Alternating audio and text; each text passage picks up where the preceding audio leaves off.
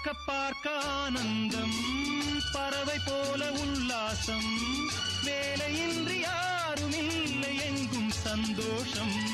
வெறும் பேச்சு வெட்டி கூட்டம் ஏதுமில்லை இந்த ஊரில்.